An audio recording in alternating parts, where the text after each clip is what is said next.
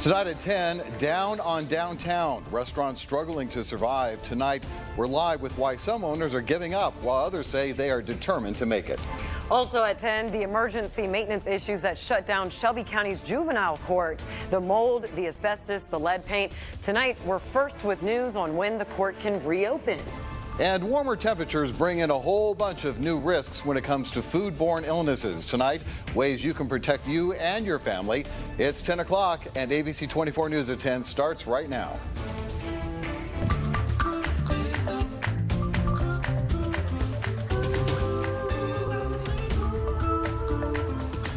A popular restaurant in downtown Memphis closing its doors without warning today. They say staying open was just more challenging than they thought. Thanks for joining us at 10. I'm Richard Ransom. And I'm Pepper Baker. But other restaurant owners say despite any roadblocks, they're determined to make it. The popular Supper Club on 2nd announced the shutdown on a now deleted social media post.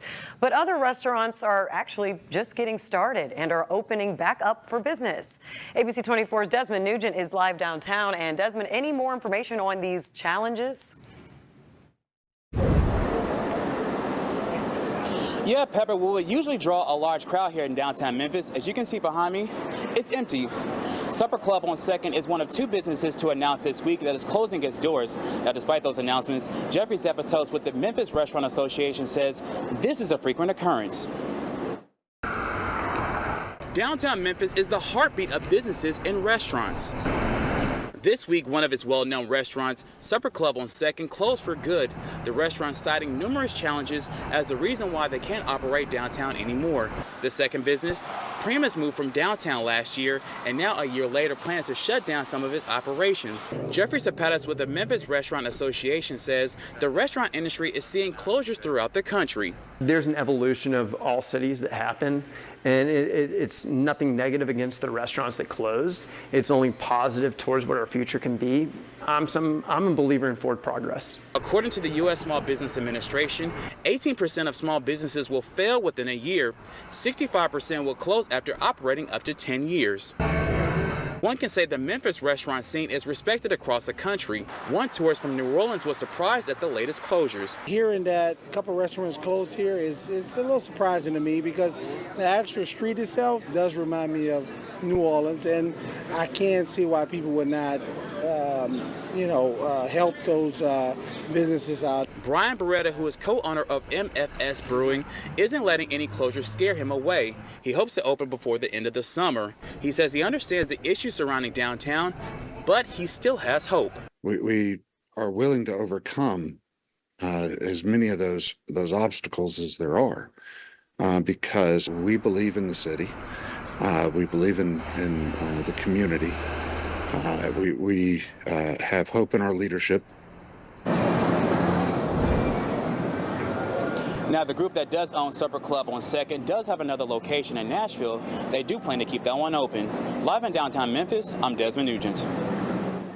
All right, thank you, Desmond. New information tonight. We have learned the Shelby County Juvenile Court building is expected to reopen this summer.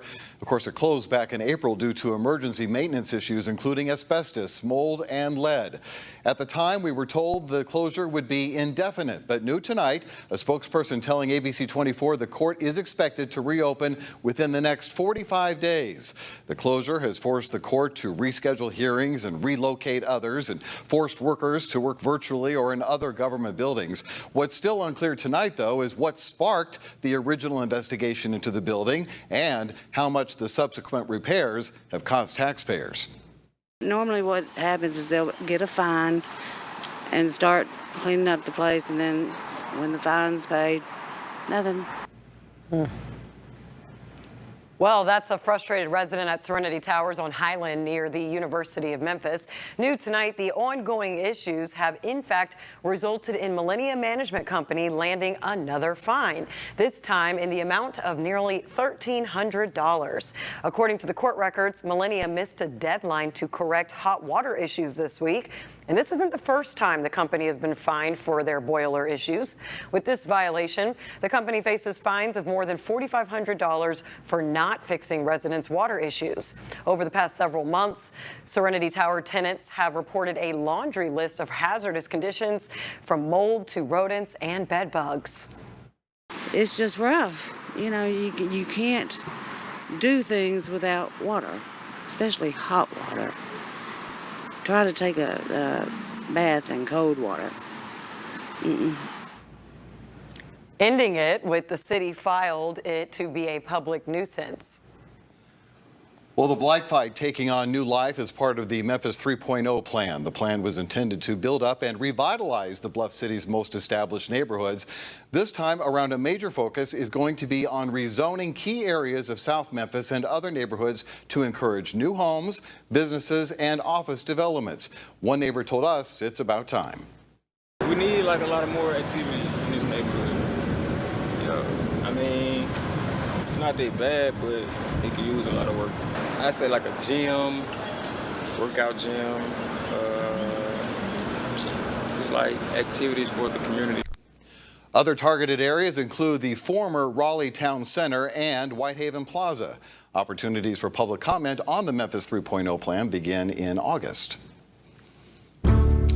News right now, Shelby County voters will not choose a new mayor until 2026, but already there's a first candidate for the job. Harold Collins throwing his hat in the ring at a fundraiser downtown tonight. Collins is no stranger to local politics. Right now he is the chief of staff for Mayor Harris, but before that he has served as a Memphis City Councilman. He also made an unsuccessful run for Memphis mayor in 2015. Current mayor, County Mayor Lee Harris, is term limited, so he cannot run for re-election. We're 2 days away from a major road closure that will last for 2 weeks, and you're looking at it. Here's a live look at the I-55 bridge over the Mississippi. Consider yourself warned, because starting Sunday night, the bridge will be closed until June 23rd. Crews will do repairs to the bridge's deck as they continue renovating the Crump interchange there. This will be the last lengthy closure until the project is finished next spring, although you can expect that there will be a few more weekend closures between now and then. Well, the second week of June is looking a lot like the first. Yeah, let's get our first look at the forecast now with Chief Meteorologist Danielle Moss. So I guess that means no 90s and a chance for rain just about every day. Well, I will say that we did bump up our temperatures just a little bit for the end of the weekend. We have another race to that 90 degree coming ahead. I know. Here's a live look outside. A few clouds are moving across the Mid-South. Temperature-wise, though, still a little bit warm. 77 degrees here in Memphis, 66 down in Corinth, around 69 degrees in Dyersburg. As you plan your Saturday morning, those temperatures have not changed much. A few clouds in the sky and a few slight chances for rainfall in the early morning hours. Around 11 a.m., we will already be near 83 degrees. Our high tomorrow, 88, plenty of sunshine, very minimal clouds, and a light wind moving throughout. However, we are looking at a more humid day. Today was absolutely pleasant. It felt great outside, but tomorrow it's going to feel more like 90 degrees here in Memphis, and if you're going to be in North Mississippi, it's going to feel like 93 degrees. We're getting closer and closer to summer, so you can anticipate these types of days to continue to happen. As we take a look at your hourly for your temperatures, even at 10 a.m., we have a chance to already be into the low 80s, and that's going to give us a little bit of a boost. We are tracking some rainfall for your Saturday as well. I have details on that coming up in my full forecast. All right, we'll see you then, Danny. And just like Danny said, it looks like we're going to get some good pool day weather possibly. And good news, some of those Memphis pools that were closed during Memorial Day, well, they are ready for you to dive right on in. Only in the deep end, of course. We previously reported that mechanical issues kept some pools closed at the start of summer break. So here's a list of the outdoor pools that will open. Those are at the Raleigh, Douglas, Willow, and Ed Rice centers. Now, if the outdoors aren't really your thing, here's a list of indoor pools that are open: Orange Mound, Raymond Skinner, and Hickory Hill. If you want to cool off, you can visit a pool near you from noon until 6 p.m. And don't forget, all the splash pads in Memphis parks are currently open. Yet another way to cool off. Yes. Very good. Well, if you've got things you need to throw away but can't necessarily take it to the curb, tomorrow's dumpster day might be worth looking into. It's an effort to fight ongoing blight concerns in some Memphis neighborhoods, and here's how it works. People will bring everything from old grills to mattresses that they want to get rid of, but toxic items like motor oil, paint, or batteries are not eligible. Hours for dumpster day are from 8 a.m. until 2 p.m. at 940 Early Maxwell Boulevard. Of course, that is the address of Liberty Park. To learn more about what can and cannot be disposed of on dumpster day, head over to abc24.com/now. ABC 24 keeping its promise to be solution seekers by listening to your community concerns. It's time for this month's Let's Talk 24 Community Town Hall for you to tell us who you want held accountable. This month's focus is Whitehaven. Let's Talk 24 will be Thursday, June 20th at the Georgette and Cato Johnson YMCA on Elvis Presley Boulevard from 5:30 p.m. until 7:30. To register, scan that QR code on your screen or visit abc24.com for the registration link. If you live near Whitehaven, you're more than welcome to come. Please come and enjoy some free refreshments. If Whitehaven is not your neighborhood, stay connected. We are coming to a community near you soon. Well, everyone enjoys the moment when they find money in their pockets that they forgot about. Well, you might be missing out on some bigger bucks. We're going to tell you where you need to look.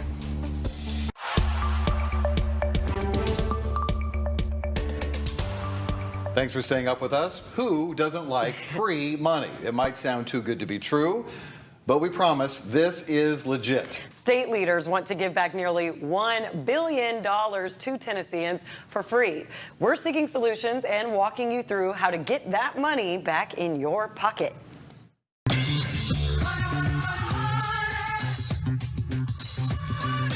Brill Burnett has a big smile on his face and a big check in his hands. I just found $1,452.34 of unclaimed money. That was Burnett's money in his name. It took less than 5 minutes to claim it from the state. It's a nice reward. The same thing happened to Pamela Ruth. I'm like, holy moly. So I'm like, this is great. Get me a picture. I'm sending it to my husband. These are just 2 of millions with unclaimed property. In fact, 1 in 6 Tennesseans have missing money with the state, and they don't even know it. There's more than $1 billion waiting to be claimed in Tennessee. Shelley King works for the Tennessee Department of Treasury. Last year, we returned 65,000 claims.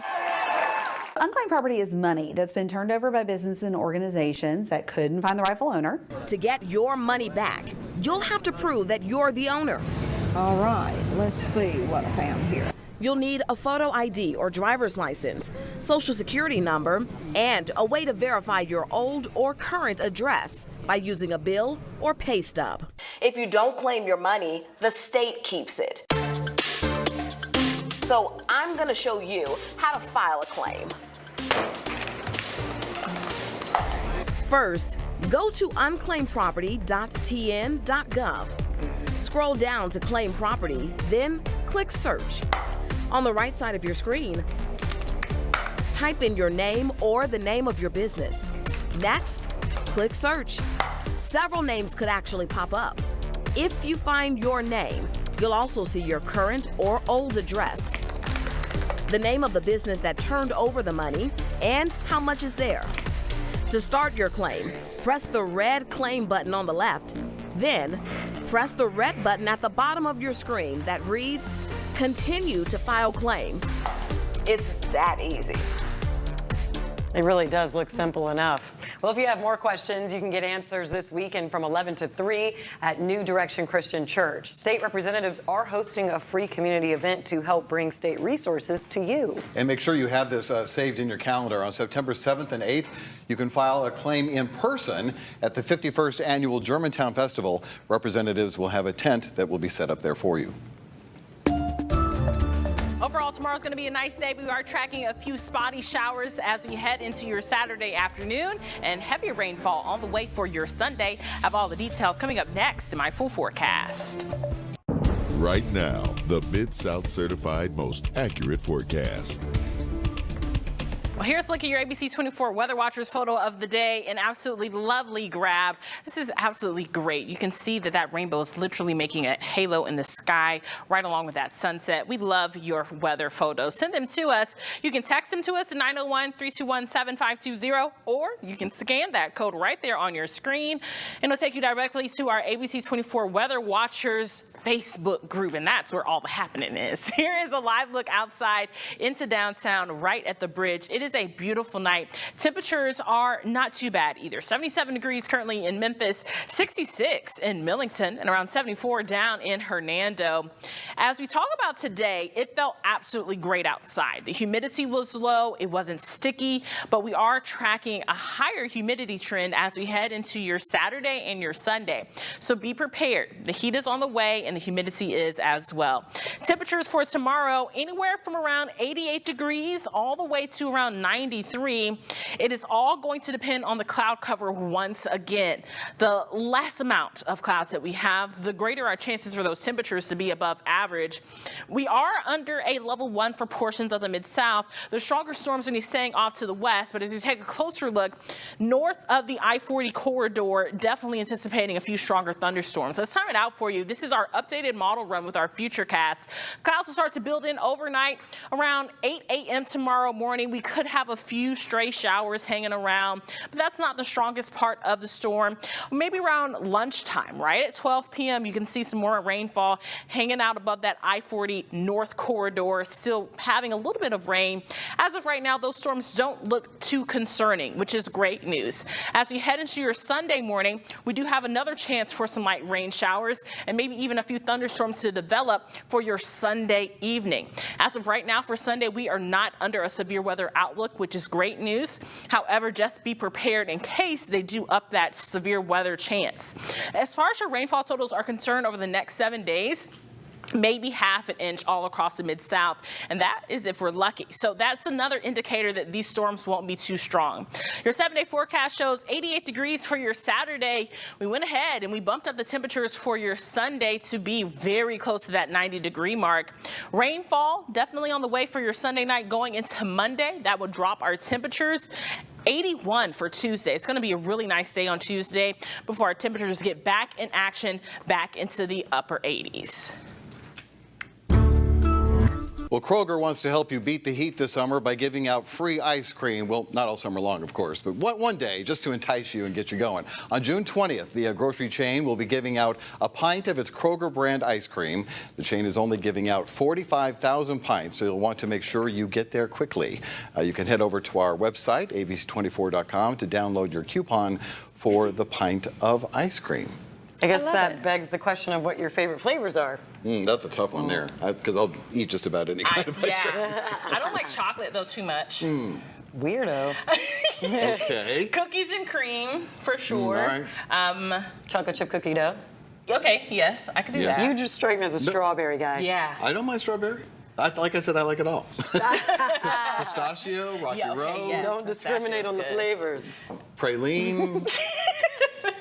No discrimination here. And the weather would be great for ice cream. Yes, it was going to be great weather for ice cream, specifically for this weekend.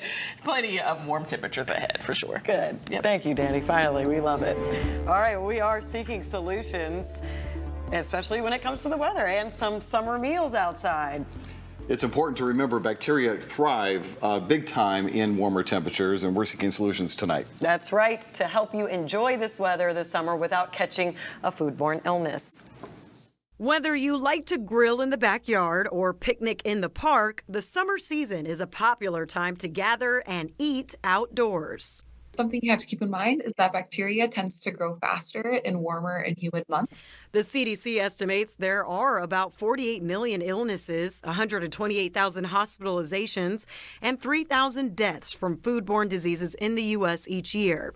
In order to stay safe and avoid foodborne illnesses, follow guidance from the U.S. Department of Agriculture. The first step, the USDA recommends washing your hands ahead of preparing food, and again before and after handling raw meat. We recommend that you're washing your hands for at least 20 seconds with warm water and soap. The USDA says to beware of the danger zone between 40 and 140 degrees Fahrenheit when bacteria grows most rapidly. This means storing hot foods at or above 140 degrees Fahrenheit by keeping foods on the grill, in heated chafing dishes, slow cookers, or warming trays. And for perishables that are cold, store at 40 degrees Fahrenheit or below. So you're putting them in coolers, you're keeping them in insulated bags, you're using cold points like ice, and gel packs. Try packing drinks in a separate cooler from food, since the beverage cooler may be opened frequently and could reach an unsafe temperature for perishable foods. And when foods are taken out to be served, follow the 2-hour rule. So we recommend that you don't leave your food outside for more than 2 hours. If it's over 90 degrees outside, we recommend you don't leave it outside for more than 1 hour. If food sits out for longer, consider it unsafe and discard it. The USDA says when in doubt, throw it out.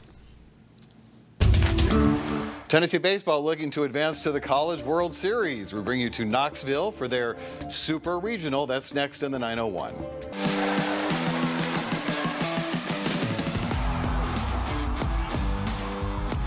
What's happening, everybody? Welcome to the 901. I'm Avery Braxton. It's officially official. Memphis Hoops have signed the guys who committed to play for the program over the last 2 days. At least most of them. 8 of the 9 have signed and are on campus for summer workouts. Only the freshman Daniel Vieira Tuck is not in the Bluff City while he plays for the Portuguese under-20 national team. Memphis and Penny Hardaway still got a few scholarship spots to work with, and they still want to bring somebody into play. You can see Marlon Santos and Memphis 901 FC on the pitch again tomorrow when they take on Colorado Springs. Marlon has been nominated for the USL's Championship Player of the Month. The Brazilian scored 5 goals and 3 assists in 4 matches during the month of May, and Memphis went unbeaten in league play in that span. You can vote on the USL's website. Voting ends on Monday at 11 a.m. As far as the squad, they take on a Colorado Springs team that's won 5 in a row in the league. For us, it's about making them uncomfortable. We're at home too, so we got to use that to our advantage.